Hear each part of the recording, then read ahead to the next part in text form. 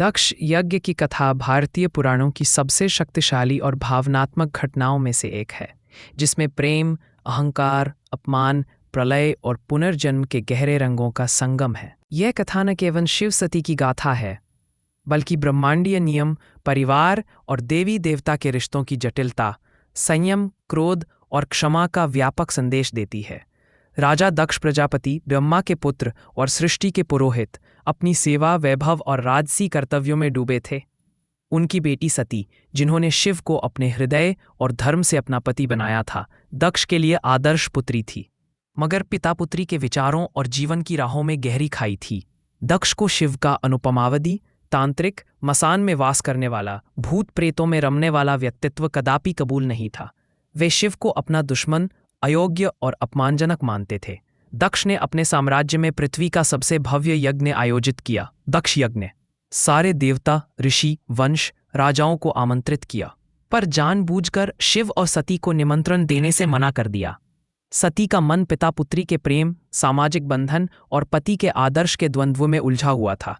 शिव ने मना किया, दक्ष के यज्ञ में जाना ठीक नहीं, मगर सती ने भावनाओं में डूबकर हठपूर्वक जाने का निर्णय लिया। यज्ञ में पहुंची सती, जहां पिता ने न केवल शिव का अपमान किया, बल्कि सती के अस्तित्व को भी तिरस्कार और कठोरता में लपेट दिया। Public insult, ego and pride overwhelmed Sati. Unable to bear the public humiliation and injustice towards her beloved Shiva, Sati invoked her दिव्यता, अदम्य दारुण शक्ति से यज्ञ की अग्नि में आत्मोत्सर्ग कर लिया। This act of self-immolation became a revolutionary moment. She chose धर्म, प्रेम और आत्मसम्मान को हर सामाजिक नियम से ऊंचा रखा। वहां उपस्थित गण, शिव के भक्त, साथ ही देवता और सती के शब्द सुनकर शोक संतप्त हुए। जब उन्होंने यह दुखद समाचार शिव तक पहुंचाया, कैलाश पर ध्यानस्थ शिव क्रुद्ध हो उठे। क्रोध, पीड़ा, प्रेम, all merged in an overwhelming fury. All rules of dharma and society faded before his grief. Shiv ने अपनी जटा का पुंज पृथ्वी पर पटका। उस ऊर्जा से उत्पन्न हुए वीरभद्र और भद्रकाली, शिवगण, भूत, प्रेत, योगिनी, देवी देवता, all joined as a giant army to destroy the arrogance and injustice of Daksha's sacrifice. Virbhadra ने यज्ञ का विनाश किया, हर देवता, ऋषि, यजमान को नष्ट या घायल किया, यज्ञ स्थल को धूल में मिला दिया, स्वयं दक्ष का सिर काटकर अग्नि में डाल दिया। शिव के गुस्से की ज्वाला से ब्रह्मांड हिल गया, भीषण प्रलय छा गई। शिव की निष्क्रियता और धैर्य अब क्रोधित ऊर्जा बन गया, जिसमें न्याय, धर्म और प्रेम की तलाश छुपी थी। देवता भयभीत होकर ब्रह्मा, विष्णु और अन्य देवताओं के साथ शिव के पास गए।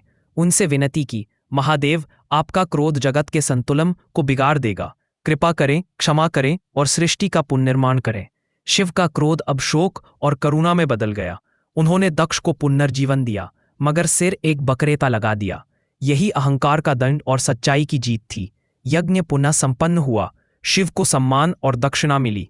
दक्ष का यज्ञ और शिव का क्रोध यह सिखाते हैं कि अहंकार, अपमान और द्वेष अंततः विनाश का कारण बनते हैं। धर्म, प्रेम, क्षमा, न्याय ही ब्रह्मांड का संतुलन बनाते हैं। सती अपने बलिदान से स्वातंत्र्य, न्याय और आत्मसम्मान का सबसे बड़ा उदाहरण बनी। शिव का क्रोध और वीरभद्र का प्रलय हर युग, हर समाज को वही सीख देते हैं।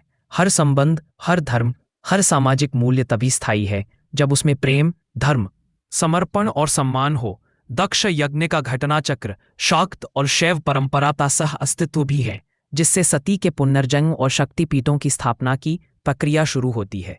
यज्ञ का विनाश केवल क्रोध नहीं, गलती, क्षमा और पुनर्निर्माण का भी संदेश है। शिव के भीतर का संतुलन संसार को प्रलय के बाद भी उम्मीद और धर्म की राह दिखाता है।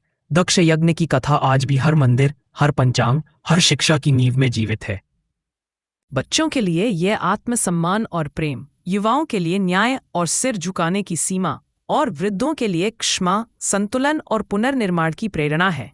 यह कहानी बार बार बताती है, जब सामर्थ्य, अधर्म और अपमान हावी हो, तब धर्म, प्रेम और क्षमा से ही ब्रह्मांड फिर से संतुलित होता है।